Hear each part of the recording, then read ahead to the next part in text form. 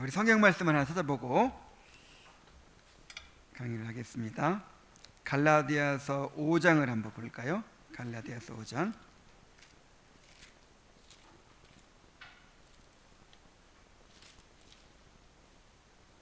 갈라디아서 5장 1절부터 11절까지를 한번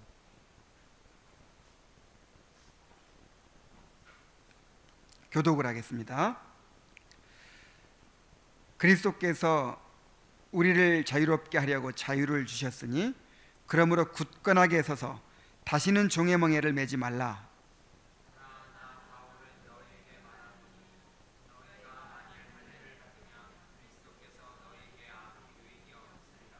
내가 할례를 받는 각 사람에게 다시 증언하노니 그는 율법 전체를 행할 의무를 가진 자라.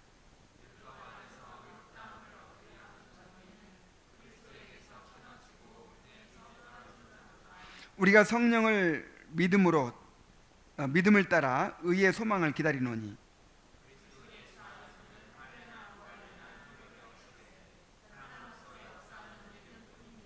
너희가 다람쥐를 잘하더니 누가 너희를 막아 진리를 순종하지 못하게 하더냐.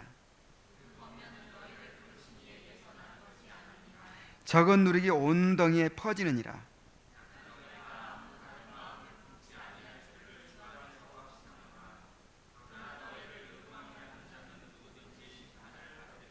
형제들아, 내가 너희 지금까지 할례를 전한다면 어찌하여 지금까지 박해를 받으리요.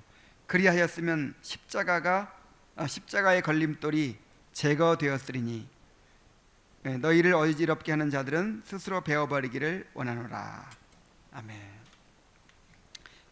특별히 5장 1절 그리스도께서 우리를 자유롭게 하려고 자유를 주셨으니 그러므로 굳건하게 서서 다시는 종의 멍에를 매지 말라. 이 말씀을 기억하면서 시작하겠습니다. 기독교 강요 4권 제10장 법을 제정하는 권세, 그 권세를 빌미로 영혼들에게 저질러진 교황과 그 신복들의 극히 야만적인 횡포와 살육이라는 제목입니다. 그 중에서 1항부터 8항까지의 내용을 살펴보도록 하겠습니다. 자, 먼저 교회법과 전통 그리고 하나님 앞에서 신자의 양심입니다. 교회법과 전통과 하나님 앞에서 신자의 양심의 관계를 살펴보는 거예요. 자, 인간의 전통이 있습니다. 인간의 전통. 이제 교회의 권세의 두 번째 부분이 이어진다. 자, 첫 번째는 어떤 권세를 얘기했죠? 교리를 제정하는 권세, 교리를 제정하고 해명하는 권세에 대해서 살펴봤죠. 그런데 교회에 그런 권세가 있다고 했어요, 없다고 그랬어요? 성경 말고 어떤 교리를 만들어내고 그거를 지키게 만들고 하는 그런 권세는 없다고 했어요. 교회의 권세는 말씀의 권세라고 했었죠. 이제 두 번째 부분으로 법을 제정하는 권세, 입법권에 대해서 이야기를 하는 것입니다.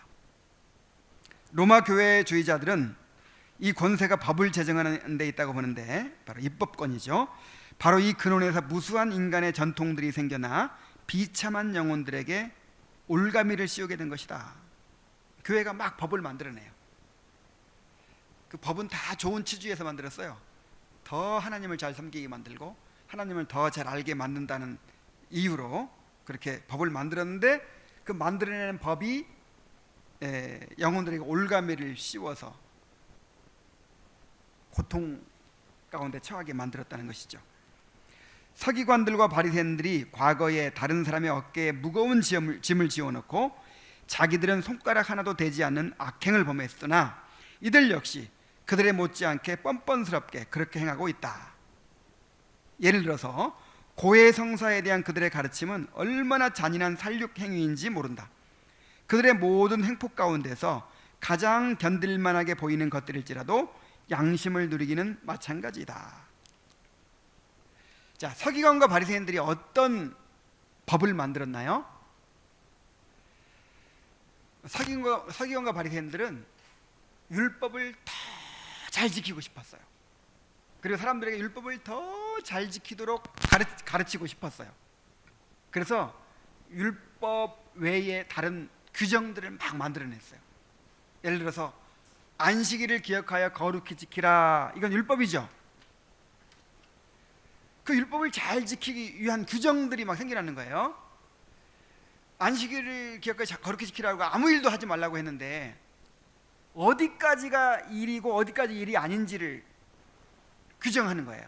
그래서 한 1km 이상 걸으면 일이 된다, 1km까지만 허용되고 1km 이상 걸으면 일이다, 팔을 이만큼만 들면 일이 아니고 이렇게 들면 그때부터 일이 된다, 짐을 얼만큼까지는 들 수 있는데 그 이상 들면 일이 된다, 이런 식으로 온갖 규정들을 만드는 거예요. 그것들이 이제 올무가 된 것이죠. 그리고 우리가 거룩하면 좋죠. 더 거룩하게 하면 좋겠죠. 그래서 식사할 때도 더 거룩해지려고 어떻게 해요? 손을 싹 씻고 먹어요.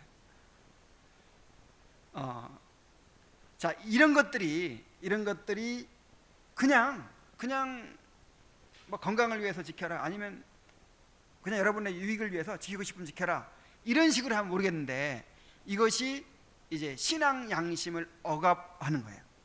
그러니까 이렇게 안 하면 하나님께 벌 받는 것처럼, 이렇게 안 하면 바른 신앙이 아닌 것처럼 그렇게 가르친단 말이에요. 그래서 온갖 그런 율법의 규정들이 막 이렇게 이제 얽매여 가지고는 그 다 지킬 수도 없어. 너무 많아 가지고 다 지킬 수도 없고, 그러니까 항상 그 율법의 짐에 눌리는 것이죠. 그러니까 주님께서 요구하지 않은 건데 거기에 덧붙여서 요구한 거예요.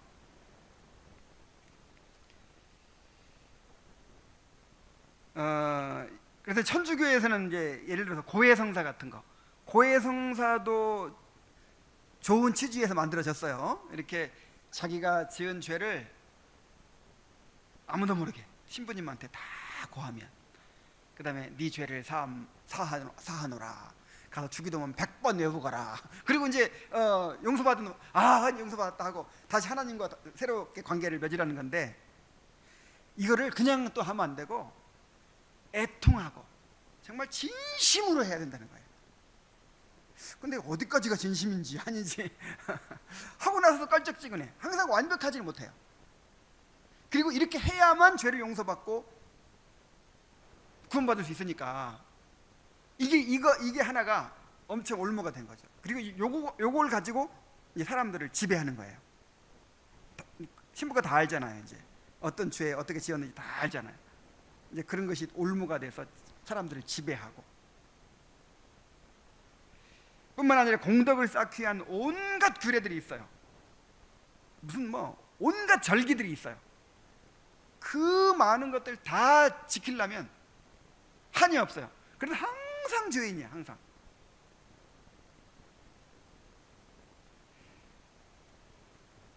그런데 오늘날도 그런 것도 있을 수 있어요. 우리에게.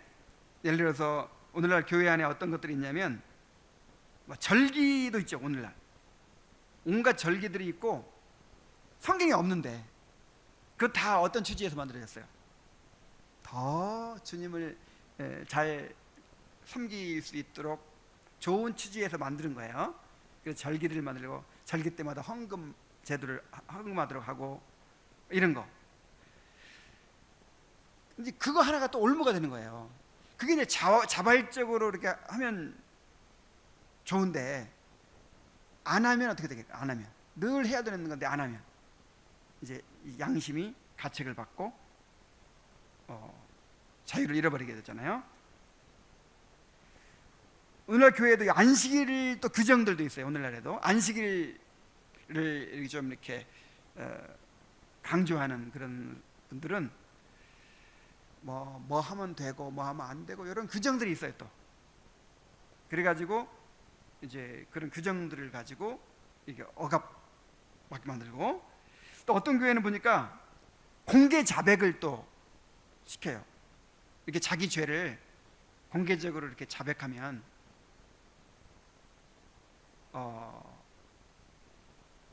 자백하고 회개하면 얼마나 참 그것이 어떤 변화의 계기가 된다는 거예요. 그리고 진정한 이제 용서받은 죄인이라는 그런 어떤 증거가 되고, 그것이 유익을 끼치는 점도 물론 있을 거예요. 자기의 은밀한 죄까지 다 고백하면서 이렇게. 그런데 이것이 하나의 또 어떤 이제 법이 되는 거예요. 그러니까 안 하면 어떻게 돼요? 안 하면 아직 신앙이 덜 좋은 사람. 그래서 안 한 사람은 이거 하자니 이거 이제 부끄럽고, 안 하면 내가 이제 신앙이 좋지 못한 사람이라는 가책을 받고, 이게 다 올무예요. 이 선교단체 같은 데서 이런 걸 많이 이제 경험하는데, 선교단체에서 큐티 엄청나게 강조하는 이제 선교단체가 있어요. 큐티하면 좋아요, 안 좋아요? 좋아요. 근데 큐티 안 하면 죄인 되는 거야. 큐티도 그냥 하면 안 돼. 거기서 정해준 노트, 거기에 그 노트하는 방식이 있어요. 그 방식에 따라 딱 해야 이제 큐티한 거야. 그냥 읽고 묵상만 했으면 깨름칙하고 오늘은 근데 그런 꼭 그렇게 법을 정하지 않았어도 그런 분위기로 만들어 가요. 그렇게 결혼의 방법, 이제 그런 선교단체가 그걸 타이트하게 가르치는 선교단체에서는요, 결혼도 잠자라고 그래요. 리더가 깨울 때까지 자야 돼. 아담 봐라, 자고 있으니까 하나님이 하와를 데려오지 않았냐. 그래서 자기들끼리 연애하고 그러면 잘려요. 그러니까 연애도 하면 안 돼. 그냥 자고 있어야 돼. 그러면 이제 어느 날 저 자매 어때? 저 형제 어때? 해가지고 소개해주면 그때 해야 돼. 이게 참 믿음으로 하는 결혼이야. 그렇게 안 하면 이제 이건 탈락이야, 탈락. 2등 성도가 되는 거야. 뭐 그런 거라든지. 또 리더와 팔로워 관계가 있어. 그래가지고 자기 리더가 있고, 그래가지고 하나님이 세우신 인도자니까 순종해야 돼. 모든 걸 의논하고 다 해야 돼. 이 관계 또 안 지키면 자기 마음대로 뭐 결정하고 해버리면 이건 또 믿음 없는 사람이야. 그래, 뭘 하면 되고 뭘 하면 안 되고. 지금 이 근본주의 교회들은요, 미국에 있는 근본주의 교회들 중에는 치마도 못 입게 하는 교회가 있어요. 치마 입고 오면 이 형제들로 하여금 시험에 들게 한다 해가지고 하여간 이런 건 성경에 있어요, 없어요?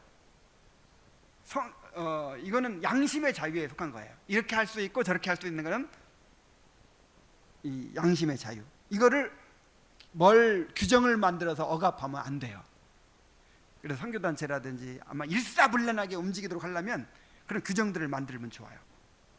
그래서 수요 예배 안 나오는 사람이 어떻게 천국 가냐 해가지고 기어이 막 수요 기도에 나오게 만들고 이렇게 할 수 있어요. 그러면 일사불란하게 다 이루어져요.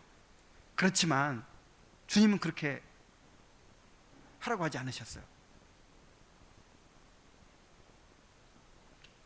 그래서 이런 문제예요. 우리가 권세에 대해서 논의할 문제가 바로 이것이다. 곧 교회가 자기가 제정한 법으로 양심들을 묶어놓는 일이 과연 적법한 일이냐 하는 것이다. 아무리 결과가 좋고 효과가 좋다 하더라도 자기 임의로 법을 만들어 가지고 사람들의 양심을 묶어놓는 거, 요게 바로 천주교에서 했던 일이거든요. 요게 이 사람들을 억압하는 거, 이게 바로 적법한 일이냐 하는 것이죠. 하나님을 예배하는 문제에 관하여 인간의 전통이라 부르는 것이 이미 관행이 되어버렸다. 그래서 성경에는 이제 유전이라고도 했죠. 유전, 전통, 관행. 우리는 교회의 질서나 거룩하고도 유용한 교회의 제도들을 반대하는 것이 아니라 바로 이 전통들을 반대하는 것이다. 그들은 말하기를 자기들이 만들어내는 법들은 신령하며 영혼에 관계되는 것이라고 말하며 그것들이 영생을 얻는 데 필수적이라고 선언한다. 그러나 그리스도께서 신자들에게 주신 자유가 이렇게 해서 철저히 짓밟히고 말살되는 것이다. 그리스도로 말미암아 자유함을 받은 문제들에 대해서는 양심들에게 아무것도 의무로 부과해서는 안 된다 그랬어요. 자유를 얻지 못하면 신자들의 양심이 하나님과 더불어 평안을 누릴 수가 없는 것이다. 신자들이 그리스도 안에서 얻은 바 은혜를 유지하려면 유일한 자유의 법인 복음의 거룩한 말씀에 의해서 다스림을 받아야 하며 굴레에 매여 있어서도 안 되고 사슬에 매여 있어서도 안 되는 것이다. 분명한 성경에 제시된 그 율법, 복음, 이거 외에 다른 걸로 얽어매려고 해서는 안 된다는 것이죠. 자, 두 번째 항으로 갑니다. 양심을 얽어매는 교회의 법들. 이 입법자들은 자기들이 제정한 법은 자유의 법이요 쉬운 멍에요 가벼운 짐이라고까지 생각한다. 그러나 이것이 순전히 거짓이라는 것을 보지 못할 사람이 어디 있겠는가. 자기들이 법을 만들고는 영원한 죽음의 고통의 형벌로 그것을 억지로 부과하며 그것을 구원을 얻는 데 필수적인 조건으로 극심하게 요구하고 있으니 그런 법을 과연 어떻게 인정할 수 있겠는가.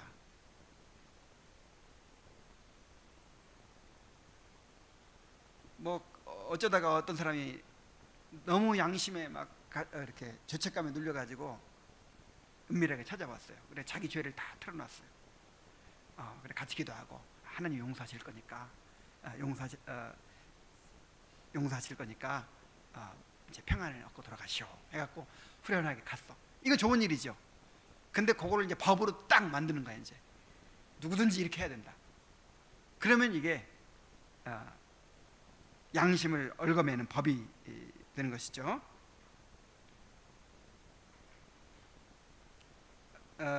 그 법 가운데 지키기가 너무 어려운 것들도 너무 많고 법의 가지수도 너무나 많아서 그 모든 것을 다 지킨다는 것은 도저히 불가능할 지경인 것이다.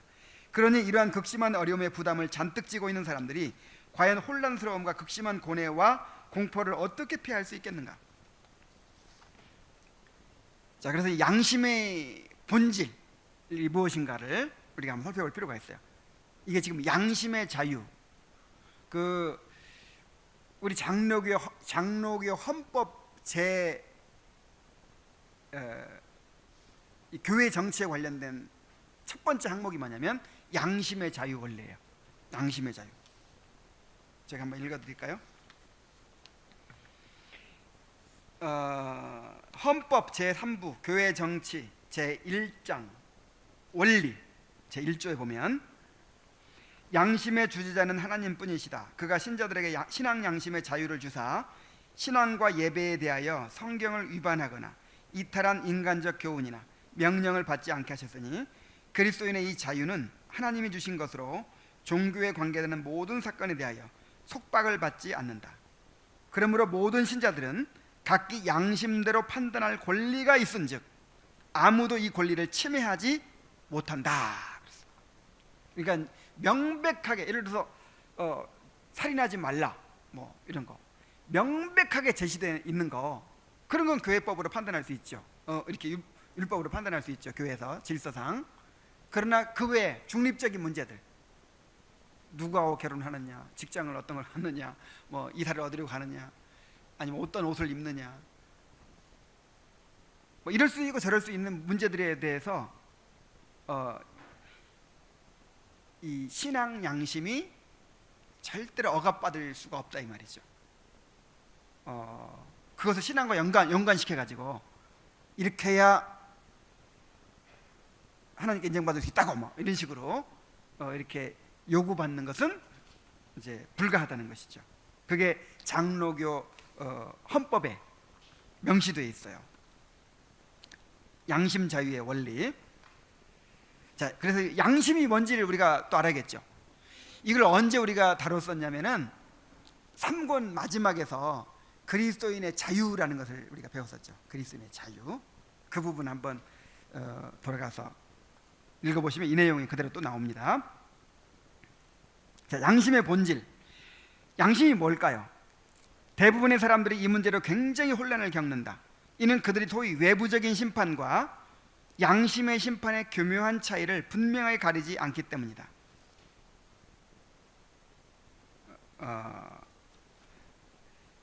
게다가 바울이 통치자들에게 복종하라, 형벌에 대한 두려움 때문만이 아니라 양심 때문에라도 그렇게 하라고 가르친다는 사실 때문에 어려움이 더 가중된다. 이로써 양심이 시민법에도 매이게 되는 것이기 때문이다. 이게 무슨 얘기냐면은 로마서 13장 1절 이하에 보면은 통치자들에게 순종하고 복종하라 그러면서 형벌 때문만이 아니라 양심을 인하여 그렇게 하라 그랬어요. 그래서 요 말씀을 이제 이용하는 거죠. 그래서 인도자들에게 복종하는 것은 형벌 때문만이 아니라 우리 양심의 문제다. 그러니까 하나님과의 나와의 문제다. 그래서 인도자들이 이렇게 얘기하는 건 다 순종해야 된다. 뭐 이런 식으로 이제 요구하는 거죠.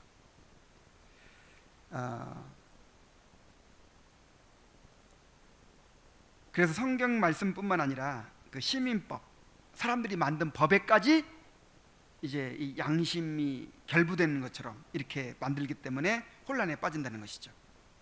그러나 만일 그렇게 된다면 앞장에서 말한 모든 내용과 또한 영적 다스림에 관하여 앞으로 다룰 모든 내용이 무너지고 말 것이다. 하나님 앞에서 하나님과 나의 그런 관계 속에서 이제 지켜야 될 그런 내용과 그 다음에 사람들이 정한 법과 이렇게 혼합이 돼버리면 이게 이제 엉망이 된다 이거죠. 계속 봅시다. 이러한 어려움을 해결하기 위해서는 우선 양심이 무엇인지 이해해야 한다. 마찬가지로는 말은 빼버리고요.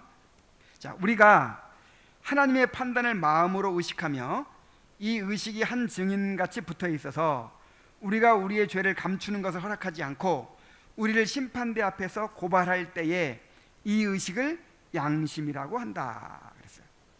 자, 하나님의 판단을 마음으로 의식해요.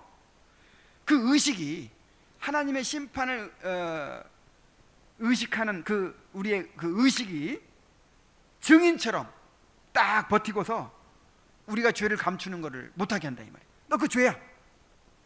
그럼 막 들춰내요.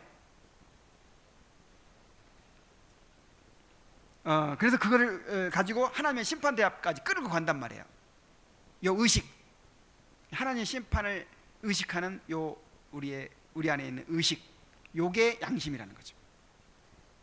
그것은 하나님과 사람 사이의 일종의 중간적인 위치에 있어서, 그래서 이게 일종의 어떤 중간자 역할을 해요. 하나님과 나 사이에. 사람으로 하여금 자기가 아는 바 자기 속에 있는 것을 억누르도록 허용하지 않을 뿐더러 죄를 못 감추게 하죠. 그 사람을 계속 추궁하여 자기의 죄책을 시인하는 데까지 이르도록 만드는 것이다. 이를테면 단순한 한 가지 지각이 사람 속에 있어서 그것에 대한 느낌이 사람을 하나님의 심판대 앞으로 이끌어가고 마치 사람에게 붙여진 감시인처럼 그 은밀한 모든 비밀들을 다 살피고 관찰하여 하나도 어둠 속에 묻혀버리지 않도록 하는 것이다 그랬어요. 그래서 이제 로마서 2장 15절에서 바울이 이렇게 얘기했죠. 이런 이들은 그 양심이 증거가 돼요. 그 생각들이 서로 혹은 고발하며 혹은 변명하여 그랬죠. 이 양심이 우리 안에서 고발해요. 양심이 증인 노릇해요. 양심이 감시인 노릇한다니까. 그 감시인을 누가 붙여줬어요? 하나님 우리 안에 넣어주신 거예요. 자, 사항으로 갑니다. 양심의 속박과 자유. 그래서 행위가 사람들에게 관계하는 것처럼 양심은 하나님과 관계하는 것이다. 자, 우리가 어떤 행동을 할 때 사람들은 우리 마음은 바라보지 못하죠. 그런데 행동만 봐요. 행동만. 근데 하나님은 우리의 뭘 보시죠? 마음을 보시죠. 그래서 이 양심은 하나님과만 관계하는 거예요. 하나님과. 그러므로 다른 사람들과는 전혀 관계없이 혹은 그들에 대하여 전혀 고려하지 않은 상태에서 그저 사람을 얽어맬 경우에 법이 양심을 얽어맨다고 말할 수 있는 것이다. 예를 들어 내가 마음으로 음욕을 품었어요. 그럼 양심의 가책을 받죠. 이것은 사람들과 전혀 관계가 없는 거예요. 하나님과 관계 속에서 내 양심의 가책을 받는 것이죠. 그러므로 심지어 세상에서 자기 외에 아무도 살아있지 않다 할지라도 나의 양심은 이 법을 준수하는 데 매여 있는 것이다. 그래서 우리는 이 하나님의 법에 매여 있어요. 하나님의 법이 우리 양심을 이제 속박하고 있는 것이죠. 그런데 본질적으로 선하지도 악하지도 않은 중립적인 일들의 경우는, 성경에서 분명히 명시하지 않는 그런 일들의 경우는 또 한 가지 고려할 것이 있다. 그것들이 문제가 된다면 당연히 그것들을 삼가야 한다.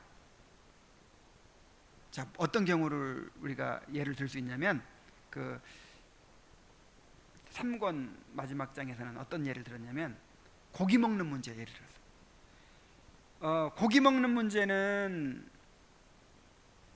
중립적인 문제죠. 우상에게 바쳐진 고기 먹는 거, 이거 먹어도 돼요, 안 돼요? 되죠. 이거는 이거 가지고 양심을 속박할 수 없어요. 먹었다고 해서 믿음 없다고 할 수도 없고, 안 먹는다고 해서 뭐 또 이렇게 비판할 수 없고, 이건 자유에 속한 문제인데, 이런 중립적인 문제에 있어서는 양심에 속박당할 일이 전혀 없어요. 그러나 믿음이 연약한 자들을 이렇게 배려해야 된다고 그랬죠. 내 양심의 자유가 다른 사람의 연약한 양심을 이렇게 거리낌을 준다든지 해서는 안 된다는 것이죠.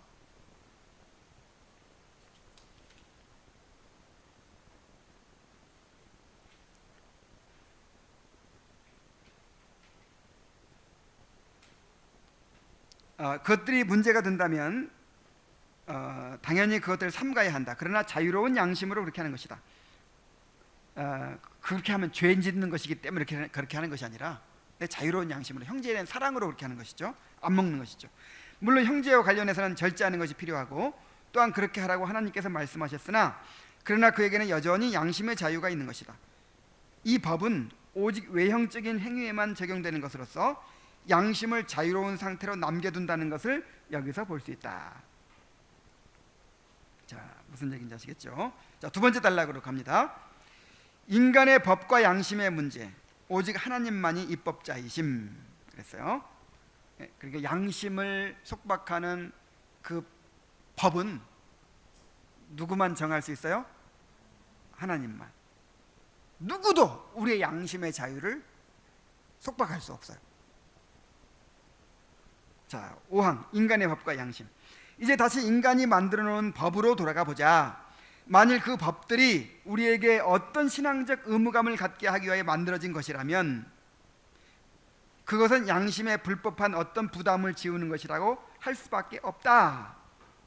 이거 보세요. 신앙적 의무감을 갖게 하기 위하여 만들어진 것이라면 이것은 잘못한 것이라 이 말이죠.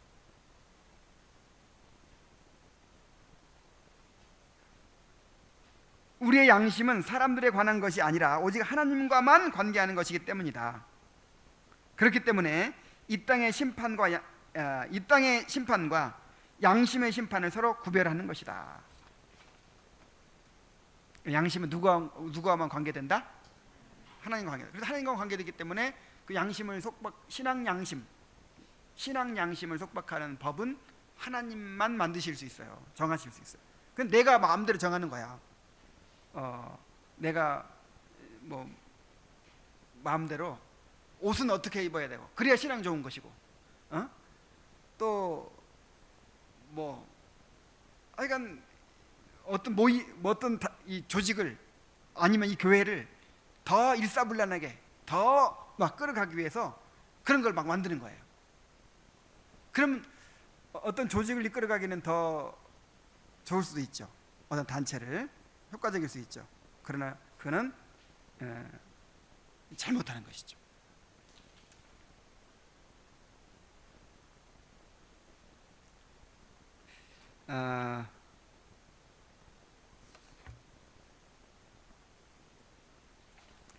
그러나 바울의 말에서 나타나는 어려움은 단지 아직 그대로 남아있다.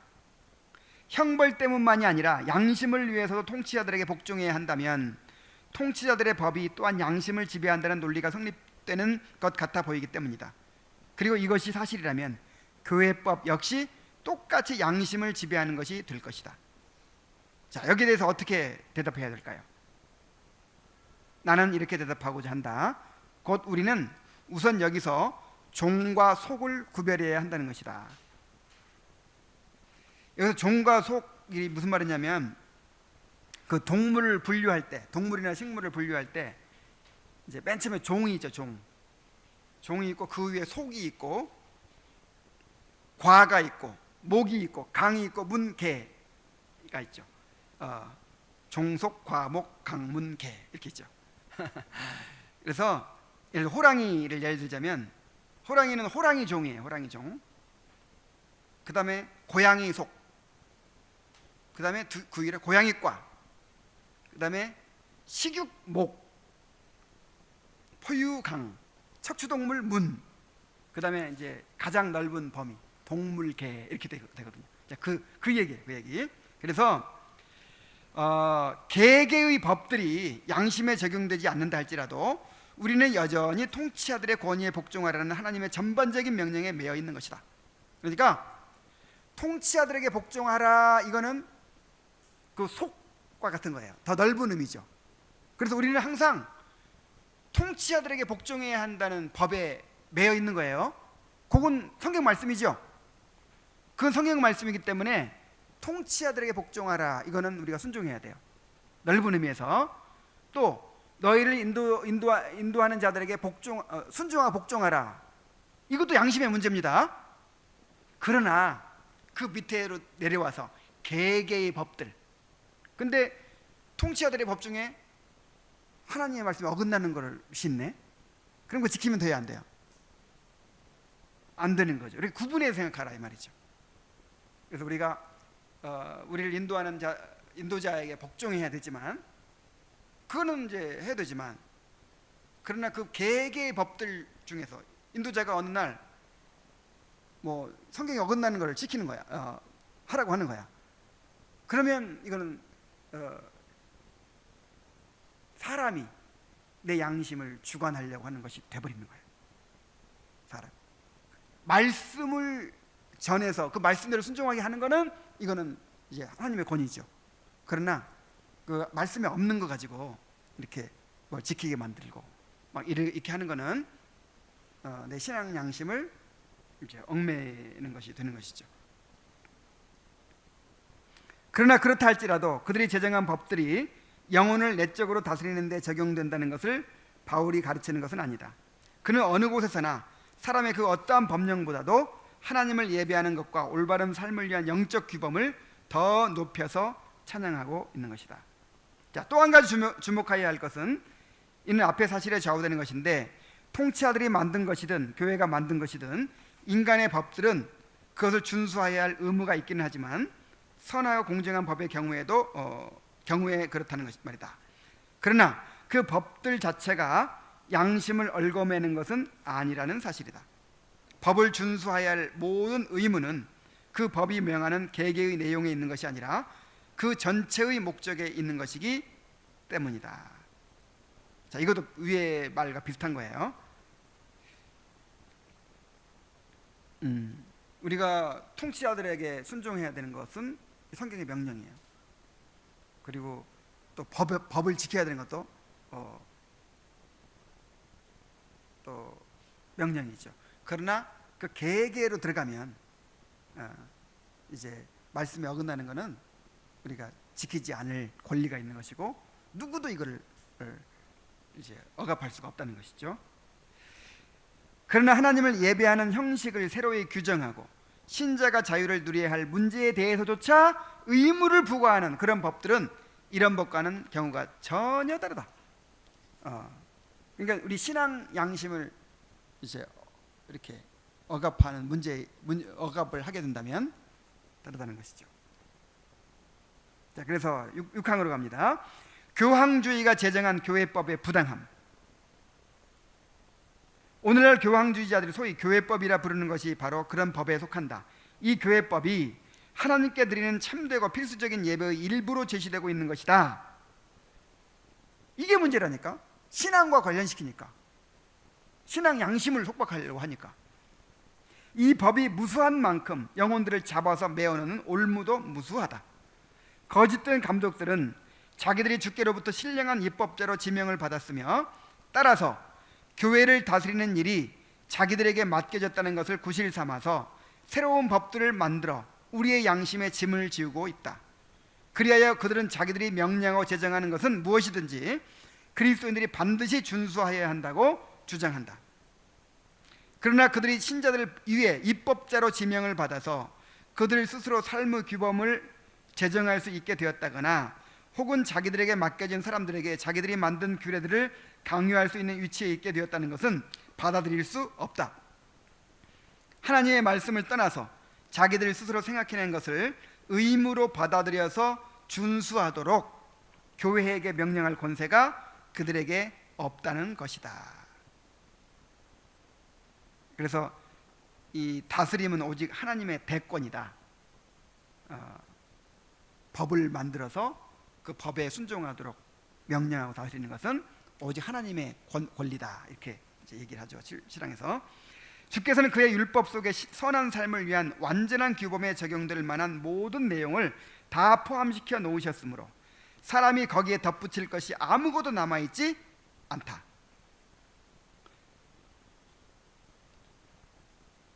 율법, 하나님의 이 정하신 법 외에 우리가 덧붙일 게 있어요, 없어요? 없어요. 그 외에는 성도들이 알아서 자유롭게 순종하는 거예요. 모이기를 힘쓰라 그랬죠. 모이기를 힘써야 돼요. 그건 이제 법이야. 그건 하나님의 법. 그래서 근데 얼만큼 내가 내 상황 속에서, 내가 처한 상황 속에서 얼만큼 모이기를 힘써야 되는지는 자유예요, 자유. 그래서 권면할 수도 있고 얼마든지 할 수 있죠. 모이기를 힘써야 됩니다 막 할 수 있죠. 그러나 어떤 법을 딱 획일적으로 정해가지고 일주일에 4번 이상 안 모이면 천국 못 갈 줄 알아. 그 믿음 없는 짓입니다. 뭐 예를 들어 이래가지고 양심에, 신앙 양심에 이제 이렇게 탁 억압을 하면 그게 문제가 된다 이 말이죠.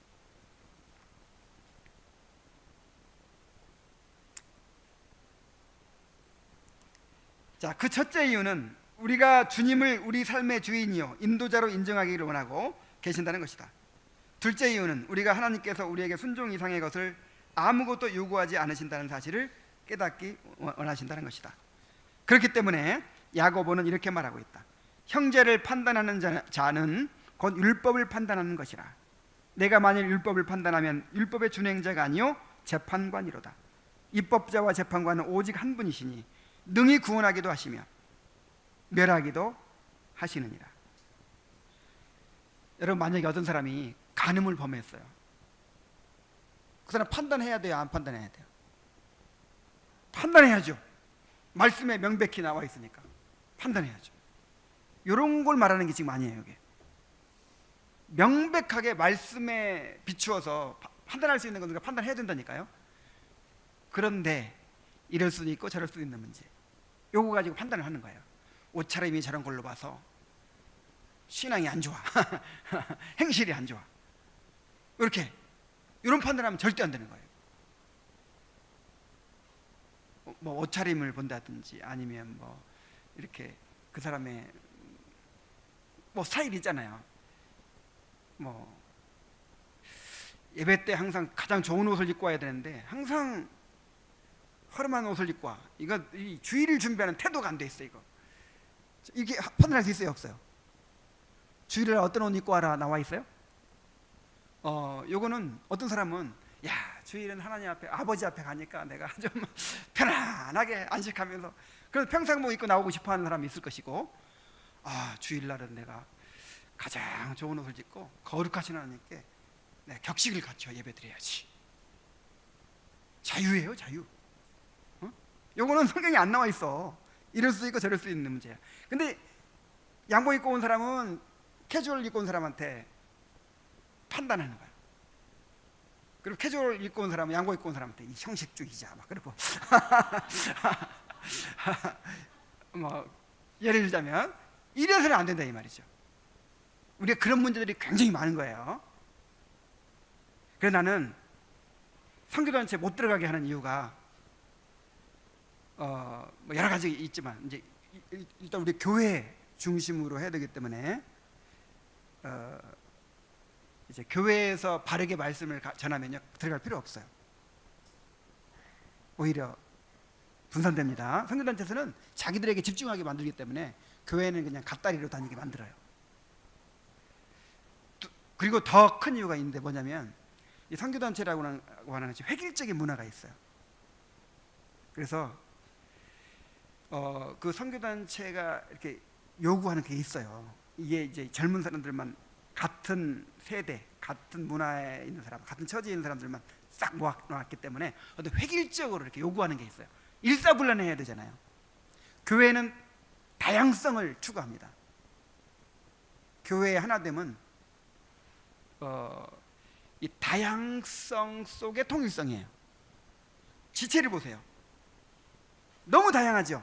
다양한데 한 몸을 이루고 있어요. 그래서 교회에서는 막 일사불란한 거 막 이거 좋아하면 안 돼요.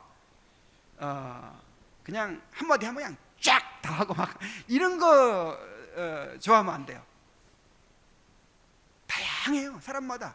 이 생명이라고 하는 거는 똑같은 씨를 똑같은 씨는 아니지만 배추씨, 무씨, 뭐 당근씨 다 뿌려보세요.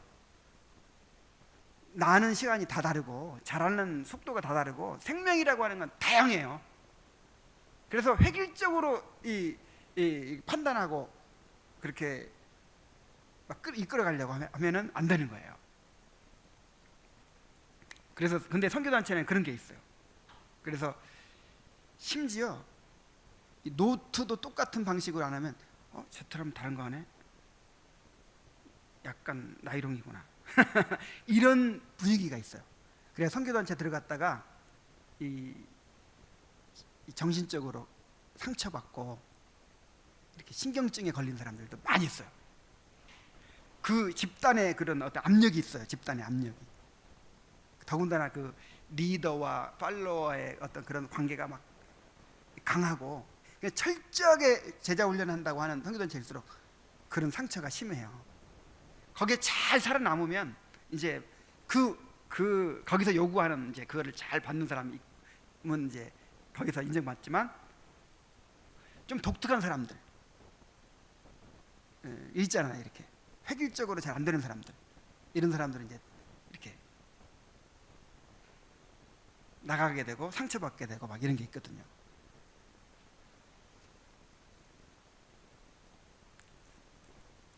뭐 선교단체뿐 아니라 교회도 그렇게 될 수, 어떤 집단이든 그런 압력을 줄 수가 있어요.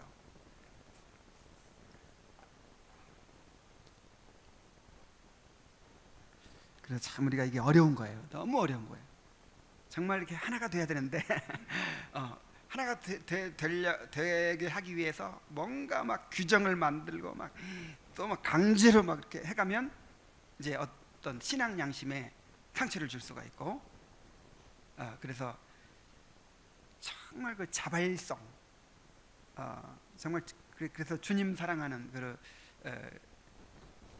그것이 주님을 사랑하는 것이 정말 본질이죠. 거기서 나와야 되죠. 그러므로 베드로는 목자들에게 그들의 직분에 대하여 권면하는 중에 양무리를 치되 맡은 자들에게 주장하는 자세를 하지 말라고 말씀하고 있다. 이 주장하는 자세라고 하는 것이 뭐냐면 이제 내 선호한 방식대로 그렇게 만들어 가려고 하는 것이죠. 그럼 부모도 자식 키울 때 나는 외향적인 사람이니까 이런 사람이 좋아. 그러면서 막 그 자녀들도 다 체질이 있잖아요. 이렇게 기질이 있는데 막 그렇게 되더라고. 막 요구하면 안 되겠죠. 그 자녀에게 맞게 이렇게 키워야 되는 것처럼 신앙도 마찬가지예요. 신앙도 사람마다 다 달라요. 그래서 이제 그렇다고 말씀에 어긋나면 안 되죠. 말씀대로는 하지만 정말 다양성을 존중하는 그런 것이 필요해요. 그래서 서로 판단하면 안 됩니다. 정말 서로 판단하면 내가 입법자가 된다 그랬어요. 내가 입법자가 되고 재판장이 된다. 나만 잘하면 돼요. 잘하면서 다른 사람 하나님께 맡겨요. 그리고 정말 말씀에 어긋나는 일이 있으면 이제 교회적으로 그를 판단해야죠. 판단하고 바로 잡아야죠. 이러한 사실은 진지하게 받아들인다면 자기들 스스로를 높여서 하나님의 말씀과는 관계없이 교회를 자기들 마음대로 주장하기를 바라는 자들의 모든 권세가 이로써 완전히 폐기된다는 것을 깨닫게 되는 것이다. 사람의 법의 타당성을 판별하기 위한 지침. 자, 모든 것이 한 가지 사실에 달려있다. 곧 하나님께서 유일한 입법자이시라면 그러한 하나님의 존귀를 사람들이 가로채서는 안 된다는 사실이다. 첫째 이유는 하나님의 뜻이 우리에게 모든 의와 거룩함의 완전한 규범이며 따라서 선한 삶을 위한 완전한 규범은 그 뜻을 아는 데 있다는 것이다. 둘째 이유는 그를 예배할 올바르고도 합당한 길을 찾는 문제에 있어서 오직 그만이 우리의 영혼에 대하여 권위를 지니고 계시며 오직 그에게만 복종해야 하며 오직 그의 뜻을 의지해야 한다는 것이다. 이러한 두 가지 이유를 주지하게 되면 인간이 제정한 법 가운데 어떤 것들이 주의 말씀에 반하는가를 쉽게 구별할 수 있게 된다. 그러니까 오직 하나님의 말씀만이 이제 완전한 규범이 되는 것이고 충분한 규범이 되는 것이고 또 하나님만이 우리 영혼에 대해 권리를 가지고 계신다는 거죠. 그 앉고 일어섬이 누구한테 달렸다? 하나님께 달렸다. 남의 하인을 판단하는 너는 누구냐? 그러잖아요. 바울은 골로새서에서 새로운 의무사항들을 갖고 교회들을 억누르려 하는 거짓 사도들을 공박하면서 이 첫째 이유를 사용하곤 한다. 골로새 2장 8절 말씀 한번 보겠습니다. 이거면은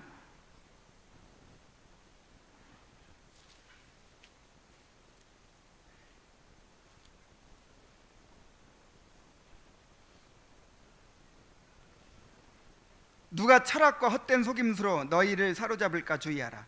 이것은 사람의 전통과 세상의 초등학문을 따름이요 그리스도를 따름이 아니니라. 세상의 철학과 헛된 속임수로 우리를 사로잡지 못하게 하라 이 말이죠. 사람의 전통과 세상의 초등학문. 그러니까 이게 세상의 초등학문인지 사람의 철학과 속임수인지 아니면 진짜 하나님의 말씀인지 우리가 분별할 수 있어야 되겠죠. 네. 그래서 이 거짓 교사들이 교회마다 가가지고 정말 하나님을 잘 믿고 싶습니까? 하나님을 더 잘 섬기고 싶으면 이렇게 해야 됩니다 하면서 자꾸만 이렇게 하나님의 말씀에다 다른 걸 덧붙이는 거예요. 그거 안 하면 이제 신앙이 안 좋은 것처럼 이런 걸 받아들이지 말라는 거죠. 이런 거 받아들이면 그것이 절대 도움이 안 된다는 거예요, 우리 신앙에. 그래서 그리스도께서 자유를 주셨으니까 굳게 서서 그 자유를 빼앗기지 말아라 이렇게 얘기하고 있죠. 그 다음에 갈라디아서에서는 비슷한 상황에 둘째 이유를 더 많이 사용하고 있다. 하나님만이 그 영혼에 대해 권위를 갖고 계신다는 사실을 이제 얘기한다는 거죠. 우리 갈라디아서 5장 1절 11절 아까 읽어봤죠. 그러므로 사람들이 온갖 법들을 만들어내고서 그것을 지키는 것이 곧 하나님을 예배하는 일이라는 거짓된 사상을 퍼뜨리고 있으나 우리는 이러한 모든 인간의 법들을 불경한 것으로 여기는 것이다. 바울은 양심들은 오직 하나님께만 다스림을 받아야 하며 그 외에 어떠한 것에도 올무에 빠져서는 안 된다는 사실을 강력하게 주장하고 있다.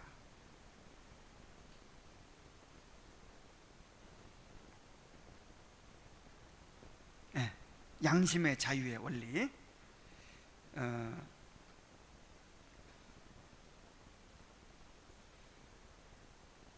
내가 무슨 얘기를 할 말이 있었는데 잊어버렸네.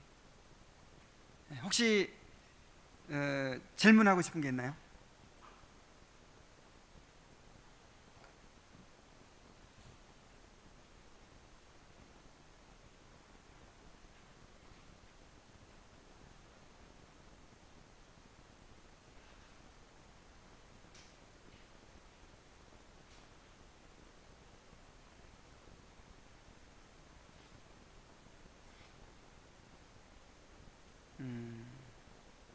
복음은 우리를 자유케 하죠. 온갖 우리를 억압하던 그 무더기들을 다 치워버리고 정말 주님을 사랑하게 만들고 주님 안에서 자유롭게 만들죠. 자유함 가운데서 주님을 사랑하는 게 신앙이에요. 자, 우리 기도하도록 합시다.